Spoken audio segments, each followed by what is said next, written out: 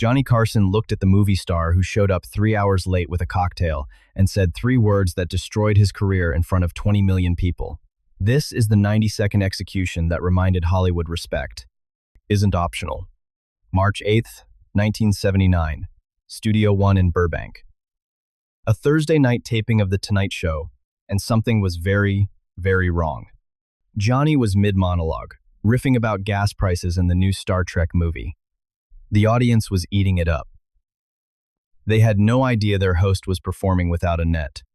The man who was supposed to be sitting in that guest chair, the interview everyone had bought tickets to see, wasn't there.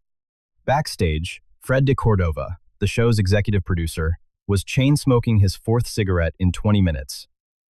9 years producing The Tonight Show. He'd handled intoxicated celebrities, guests who refused to go on, technical disasters. But never not once had a main guest simply not shown up. The guest who wasn't there? Brad Holloway, 28 years old, 2 hit movies in 18 months, face on every magazine cover, from People to Rolling Stone. The hottest young actor in Hollywood. Brad Holloway was supposed to be Johnny's main guest tonight. 18 minutes of airtime, 2 commercial breaks, the segment that would drive ratings through the roof. Only Brad Holloway wasn't in Studio One. He wasn't in the building. He wasn't even in Burbank. Johnny kept the show rolling because that's what Johnny did. He brought out the second guest early, stretched the segment, did an extra bit with Ed McMahon.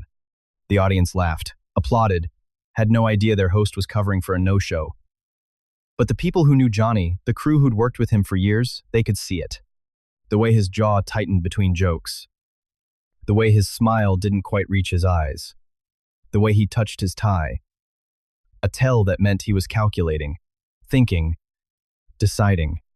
At 8:47, a black limousine pulled into the NBC parking lot. 3 hours and 47 minutes late. The driver opened the back door, and Brad Holloway stepped out wearing sunglasses indoors and carrying a cocktail. He was laughing at something someone in his entourage had said. He wasn't hurrying. He wasn't apologizing. And he had absolutely no idea that his career had about 3 minutes left to live. Sarah, the production assistant, watched Brad Holloway step out of that limousine. She'd been standing at that door since 5 o'clock, 3 hours and 47 minutes. Her feet ached. She'd missed her daughter's piano recital for this job. And Brad Holloway was laughing, actually laughing, like this was all a joke. She led him down the hallway. Through the monitor, she could see Johnny Carson on stage, that perfect smile locked in place. But Sarah had worked this show for 3 years.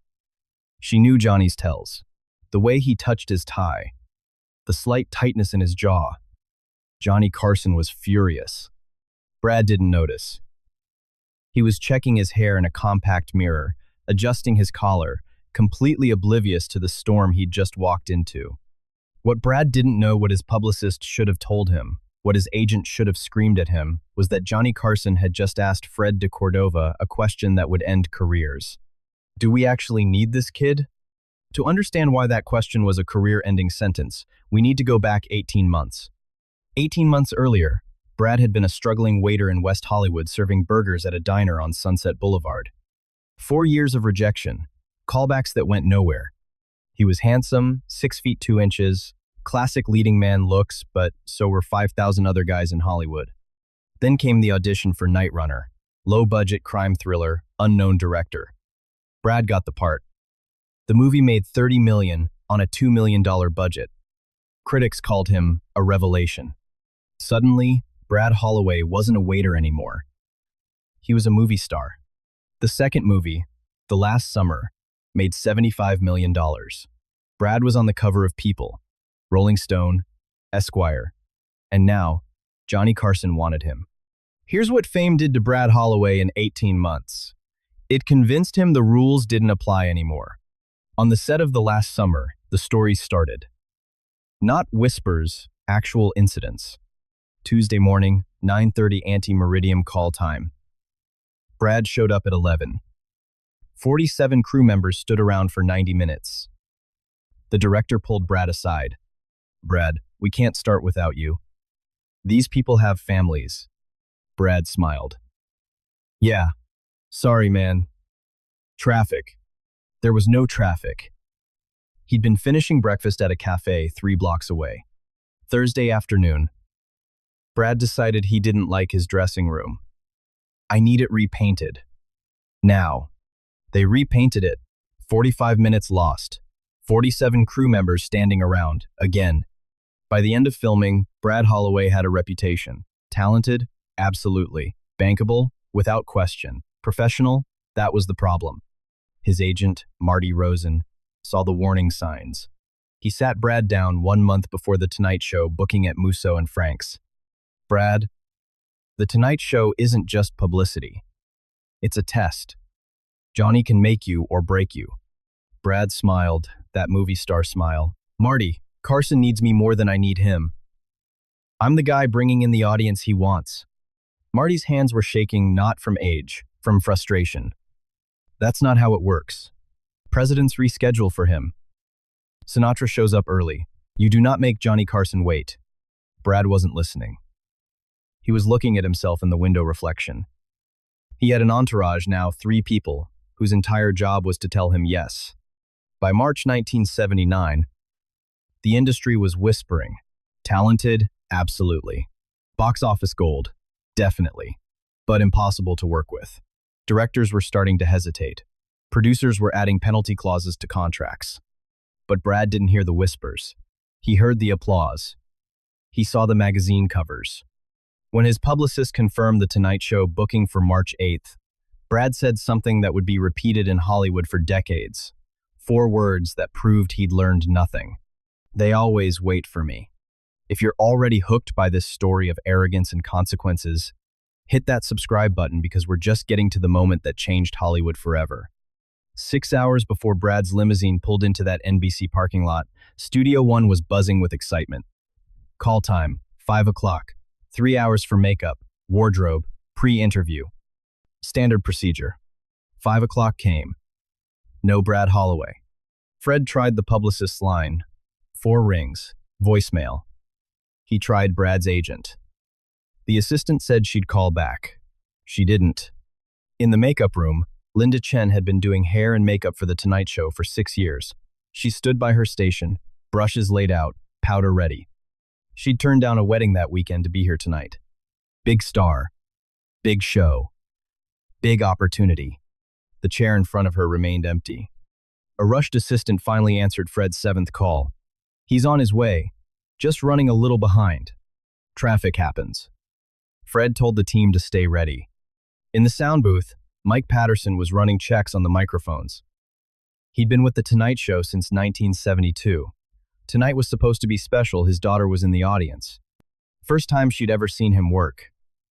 He'd told her she'd get to see a real movie star up close. The clock on the wall ticked to 6:01, then 6:02, then 6:03. Each minute felt like an hour. Sarah stood at the entrance, checking her watch every 30 seconds. Her daughter's piano recital had started at 5:30. She'd promised to be there. She'd called, explained, apologized. Mommy has to work. A big star is coming. Her daughter had cried. Sarah kept watching the entrance. No limousine. No Brad. 1 hour until showtime. Still no Brad. The audience was lining up outside, excited for Hollywood's golden boy. They had no idea. Backstage, the crew gathered in small groups. Quiet frustration among professionals who knew they were being disrespected. A cameraman named Dave Rodriguez who'd missed his 20th wedding anniversary dinner. A lighting director who'd turned down his son's baseball game. They stood around that empty spotlight, and they waited. Because that's what professionals do. By 7:15, Fred had a decision to make, and Johnny Carson was asking a question Fred had never heard. Do we actually need this kid? And Fred walked into Johnny's dressing room at 7:20. The smell of coffee and cigarette smoke hung in the air. Johnny looked up from his monologue notes, and Fred saw calculation in his eyes. Johnny, we still don't have him. How long has it been? 2 hours and 20 minutes since call time. Johnny set down his pen carefully. Fred, in all the years we've been doing this show, have I ever refused to go on? Never. Have I ever made the audience wait because I didn't feel like showing up? You're always early, Johnny. Always. Johnny nodded slowly. So, what makes this kid think he's special? They discussed backup plans. Johnny made the decision quickly. We'll start the show. If Brad shows up, fine. If not, we'll fill the time. But Fred, Johnny's voice dropped, became quieter, more dangerous. If he walks in here expecting us to be grateful, that's not how this is going to go. Fred didn't know it yet, but the next call he made would be to the crew, telling them to prepare for something that had never happened in Tonight Show history. The show began. Johnny walked out to thunderous applause and launched into his monologue. He was brilliant that night. The audience was laughing, clapping, having the time of their lives. They had no idea that backstage, the chair Brad was supposed to sit in remained empty. The chair that had been waiting for 3 hours under a spotlight. First commercial break. Still no Brad. Johnny brought out the comedian who'd been scheduled for 7 minutes, stretched it to 12. Everyone in that studio knew this wasn't the plan. While Johnny was on stage keeping the show alive, Brad Holloway was 45 minutes away. He wasn't in traffic. He wasn't dealing with an emergency. He was sitting in a restaurant booth at Chasen's, his third martini in front of him, laughing with his entourage. His publicist was at the bar, making excuses on the phone to Fred's office. Traffic, she lied.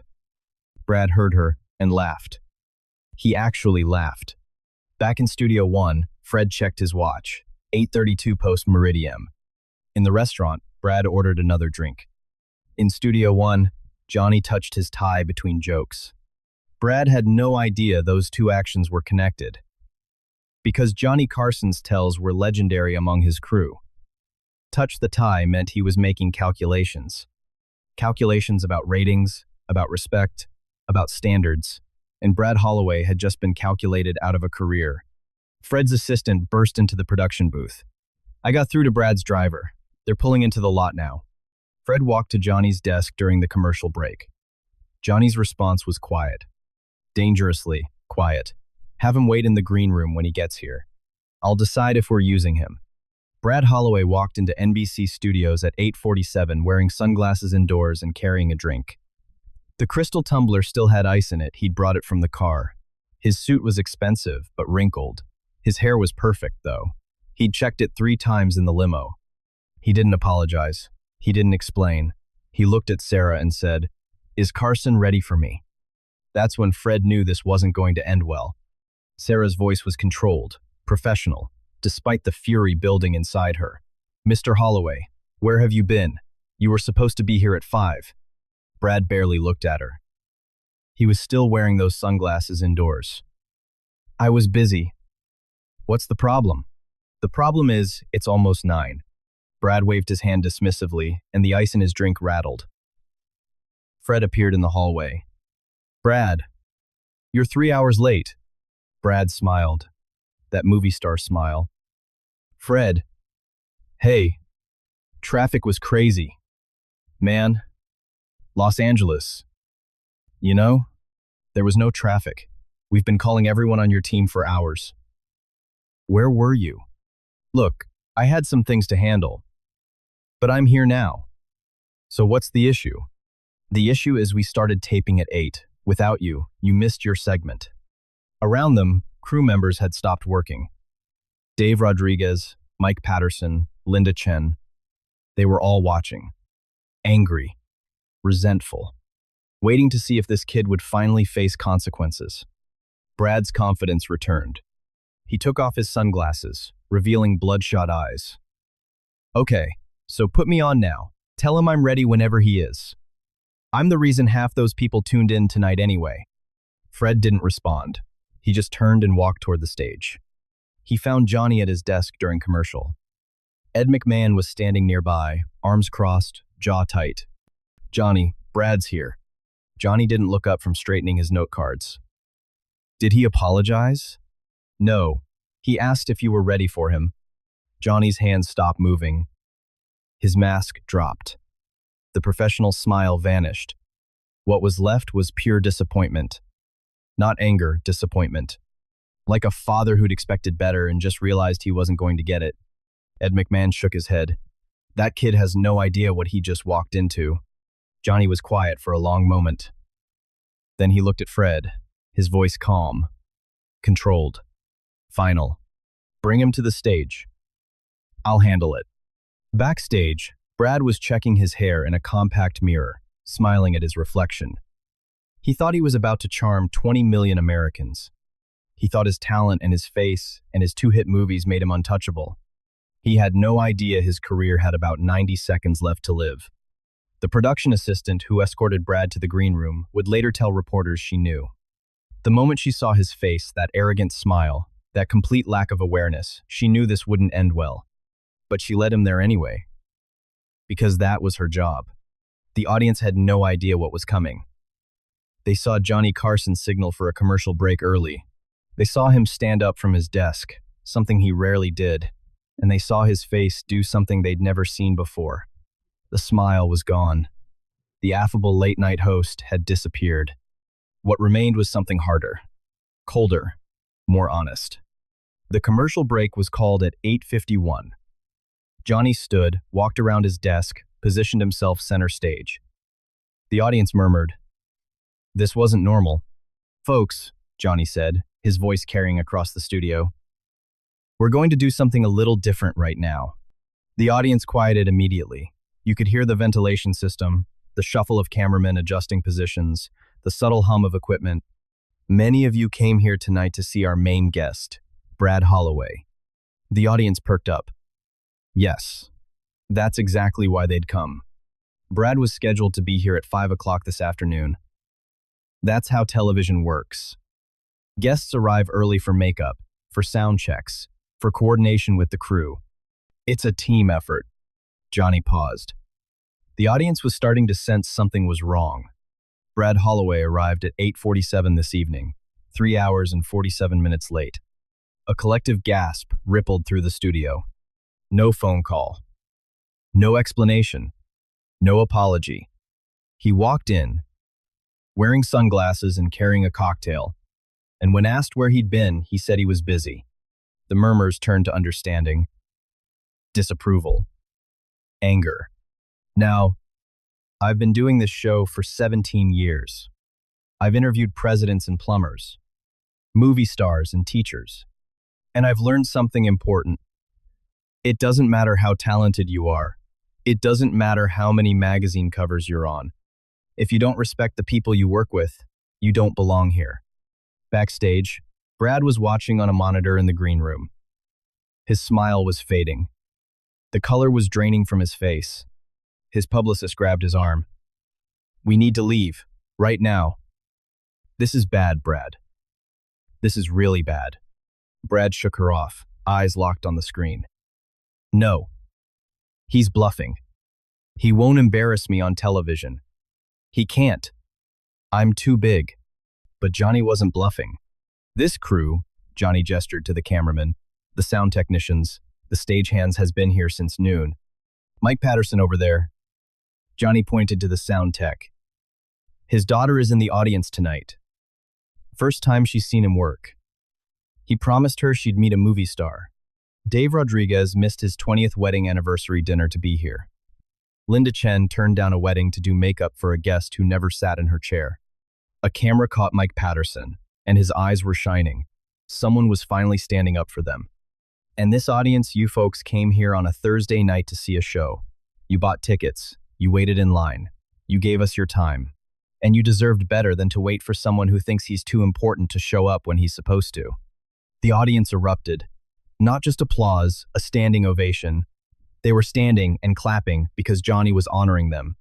Because he was acknowledging that their time mattered, that the crew's sacrifices mattered, that respect mattered more than fame. Johnny waited for them to settle. The applause went on for 43 seconds. When they finally sat back down, the studio was electric. So, I've made a decision about tonight's main guest. The pause lasted maybe 5 seconds. It felt like an eternity. Every person in that studio held their breath. Backstage, Brad Holloway was staring at the monitor, his face pale, his hands shaking. Finally, he was starting to understand that Johnny Carson wasn't bluffing at all. Bring him out. A production assistant appeared at Brad's side. Mr. Carson wants you on stage. Brad's publicist grabbed his arm one more time. Don't. Walk away now. We can spin this. But if you go out there, if you walk onto that stage, this is a disaster you can't recover from. But Brad's ego wouldn't let him walk away. 18 months of magazine covers and yes men and believing his own publicity, it all came down to this moment. He straightened his jacket, removed his sunglasses with shaking hands, arranged his face into that charming smile that was already cracking at the edges. He was Brad Holloway. America loved him. He could fix this.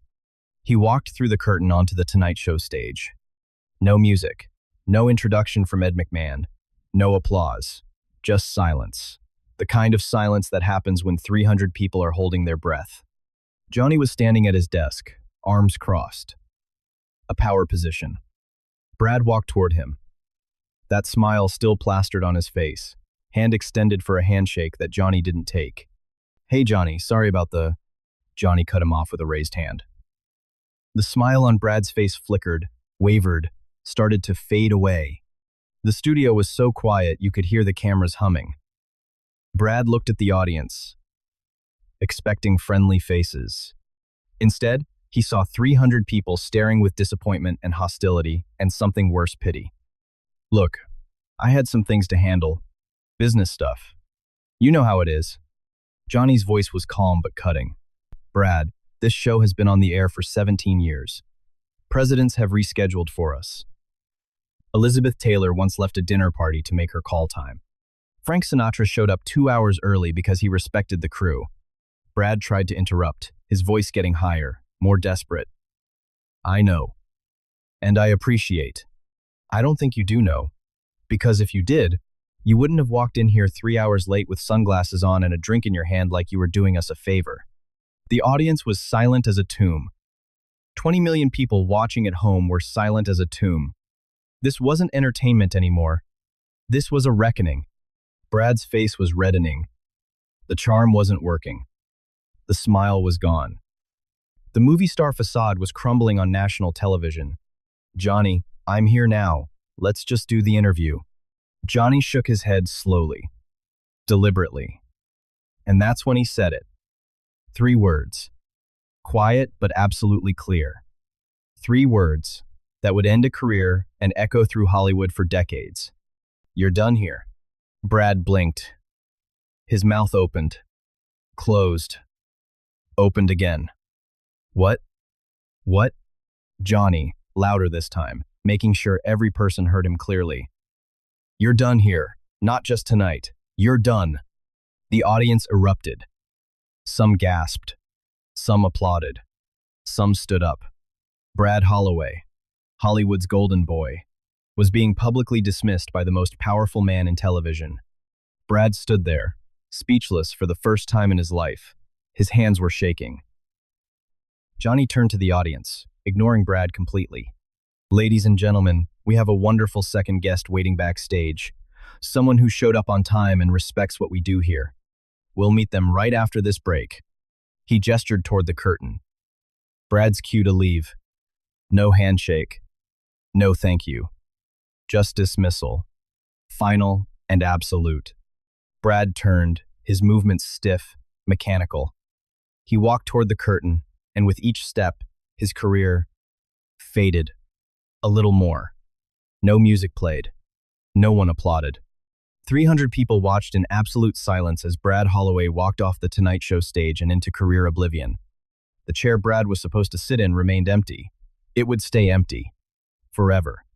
Johnny sat back down at his desk, straightened his tie with precise movements, looked directly at the camera. We'll be right back. The red light went off. Commercial break. And in the hallway behind the stage, Brad Holloway stood against the wall, his world crumbling in real time. Finally understanding what Marty had tried to tell him, what his director had tried to tell him, what every person he disrespected had known all along. He wasn't special. He was just lucky, and his luck had just run out. By the time the Tonight Show returned from commercial, Brad was in his limousine calling everyone. Every single one said the same thing. You just ended your career on national television. Johnny brought out the backup guest, someone who'd showed up at 4:30, early, respectful, grateful. The interview was warm, genuine, professional. The show ended at 9:30. The call came at 9:23 post-meridium. Brad was still in the limousine. His manager's voice was shaking. Turn on the radio, any station. They're already talking about it. Brad fumbled for the radio dial. Most stunning moment in talk show history. Johnny Carson just publicly fired Brad Holloway on live television. He switched stations, and the audience gave Carson a standing ovation. They were applauding Holloway's dismissal. Another station, 3 hours late, walked in with sunglasses and a drink. The arrogance, the complete lack of professionalism. Brad turned off the radio. His hands were shaking. Through the tinted windows, he could see people on the street, walking, living their lives, completely unaware that his had just ended. By 10 o'clock, his agent called. Marty, it's not as bad as it looks. I can fix this. Marty's voice was flat, lifeless. Brad. Every network saw that. Every studio executive, every director in Hollywood. You can't fix this. Carson's old news.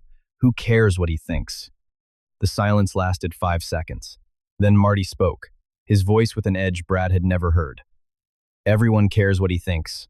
He is television. And you just disrespected him, his crew, and his audience on live television in front of 20 million people? I warned you, Brad. I sat across from you at Musso's, and I warned you. The line went silent. Entertainment reporters were already calling it the most stunning moment in talk show history. One analyst said something that would be repeated for years.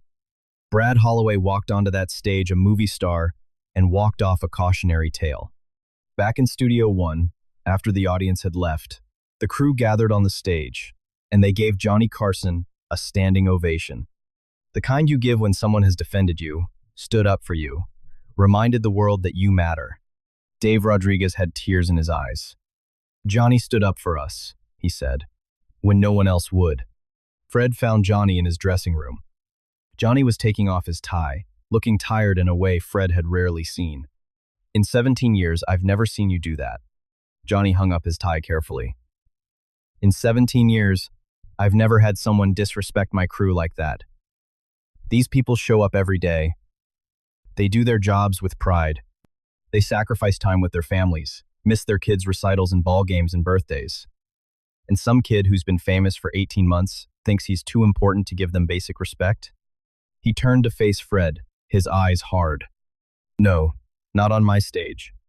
The next morning, Variety's headlines screamed, Carson dismisses Holloway from Tonight Show. Then night. 1. By noon, Steven Spielberg's office called. They were pulling him from the $2 million project. We can't work with someone who shows that kind of disrespect. We have crews on our films too. By 3 o'clock, his third movie offer was pulled. Brad's publicist quit that afternoon. One sentence. I can't represent someone who won't listen. Week 2. Marty dropped him. I can't get you a meeting anywhere. Johnny Carson said you're done, and Hollywood listened. Brad tried apologizing publicly. 3 days later, he sat across from a People magazine reporter, hands clasped like a prayer. I made a mistake. I was young and foolish. But the reporter had already talked to Johnny's crew. She knew Brad had rehearsed this in the mirror. The headline. Too little, too late. Too little. Johnny never responded. His silence was more damning than words. The blacklist wasn't official. Nobody sent memos. But everyone in Hollywood knew. Brad Holloway was untouchable. 1 year later, low-budget independent film. Scale Pay. Released to 4 theaters. Nobody saw it. 5 years later. Regional theater in San Diego. Small audiences. Modest pay. He was 33, and his career was over. The actors who'd starred alongside him, thriving, leading roles, award nominations, A-list status. One won an Oscar. Another became the highest paid actor in Hollywood. Asked about Brad, they deflected. We lost touch. Nobody wanted association with the guy Johnny Carson ended. Drop a comment below. Do you think Brad deserved what happened, or did Johnny go too far? Let's talk about it. The lesson Hollywood learned was clear. Respect matters. Professionalism matters. Talent doesn't excuse bad behavior. Producers started including professionalism clauses in contracts. The Brad Holloway rule, though never in writing. Other young stars learned. They showed up early, thanked crew members by name, because they'd seen what happened when you forgot. Brad gave one final interview in 2015, 36 years later, 56 years old, working as an acting coach in Burbank, 3 miles from where his career had ended. Do you have any regrets? Brad's eyes had seen too much failure. I was young and foolish. Johnny Carson was right. I didn't respect the people who made my career possible, and I paid for it. Every day since then, I've paid for it. I deserved everything that happened to me. Too late. Johnny had passed in 2005, never knowing Brad had finally understood. He'd made his point on March 8th, 1979, and that point had echoed through Hollywood for decades.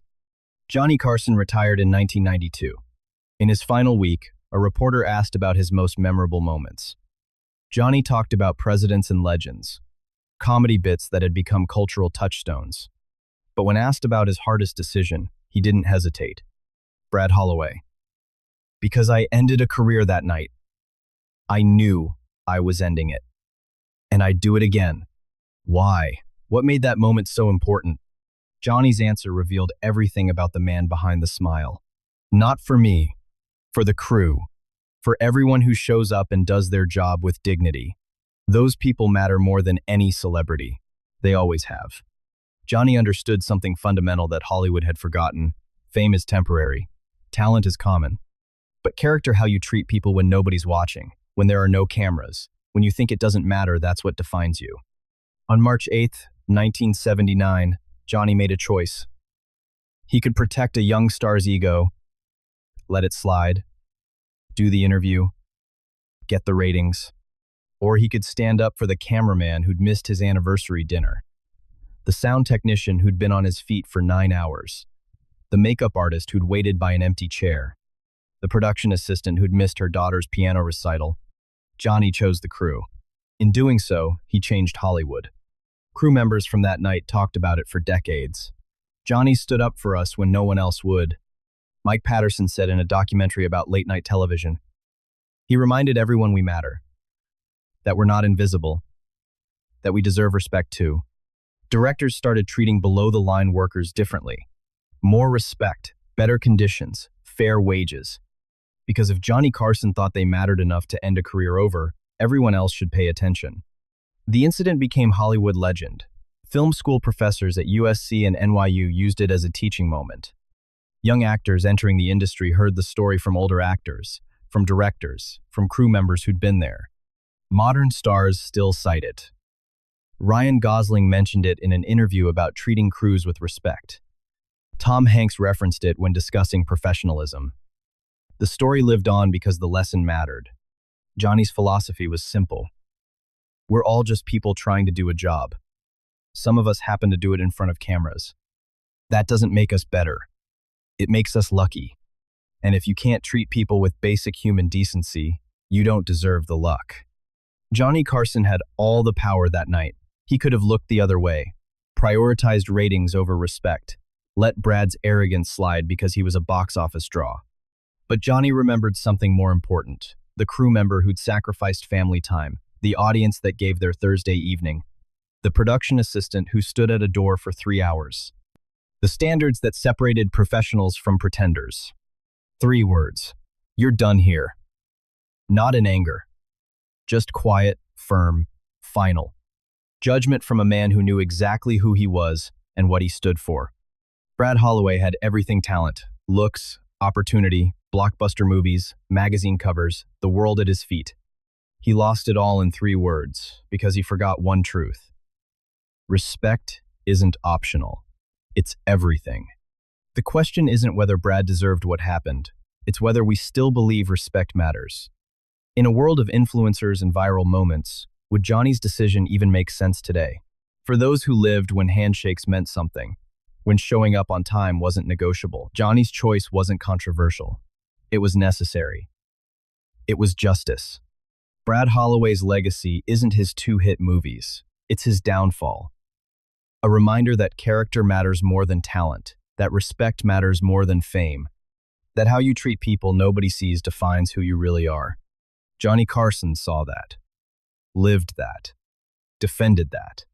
And on March 8th, 1979, he reminded all of us that some things are worth protecting, even if it means ending a career to do it. If this story reminded you that character still matters, share it with someone who needs to hear it because respect will never go out of style. If you believe the world needs more stories like this, where integrity wins and arrogance loses, hit that like button and subscribe for more tales of the legends who built Hollywood the right way. See you in the next one.